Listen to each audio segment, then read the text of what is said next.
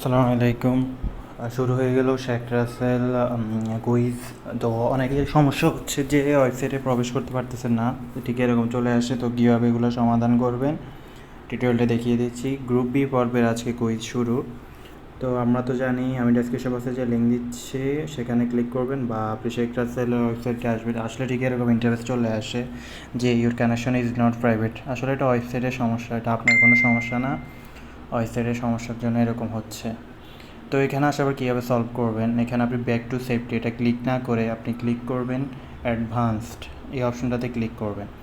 এই অপশনটাতে ক্লিক করার পর এখানে যে লেখাগুলো আছে তার নিচে এই যে লেখা পাচ্ছেন প্রসেস টু sheikhrasel.gov.bd আনসেফ, এটাতে ক্লিক করবেন। তাহলে আপনার ওয়েবসাইটে প্রবেশ করবে। এরপর আপনি এটাকে ডেস্কটপ মোড করে ফুল স্ক্রিন করে নেবেন।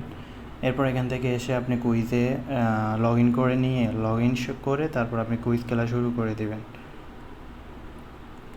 তো কুইজ যখন স্টার্ট হবে আপনি সাথে সাথে কুইজ এখান থেকে খেলবেন। এখানে আসবেন, লগ ইন করবেন, এই যে সাইন ইন অপশানে আসে, এখানে আপনি ইমেল পাসওয়ার্ড দিবেন।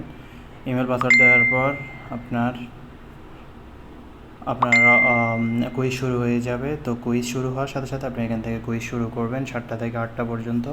তো সবাই জলদি শুরু করে দিন। 100টি কুইজ থাকবে, মোট সময় 10 মিনিট। কম সময়ে যত বেশি উত্তর দিতে পারবেন তত উইনার হওয়ার চান্স রয়েছে। তাই আপনারা খুব কম সময়ে উত্তর দেবেন। ভুল উত্তর দিলে কোনো মার্ক কাটা যাবে না। তাই আপনারা উত্তরগুলো ফাস্ট দেওয়ার চেষ্টা করবেন এবং খুব দ্রুত উত্তর দেবেন 10 মিনিটের ভিতরে। এবং আরেকটা কথা হচ্ছে যে সেভ, আপনারা প্রতিটা উত্তর লেখার পর সেভে ক্লিক করার দরকার নেই। 10-15টা উত্তর দেওয়ার পর সেভ করুন, এই অপশনটাতে ক্লিক করবেন।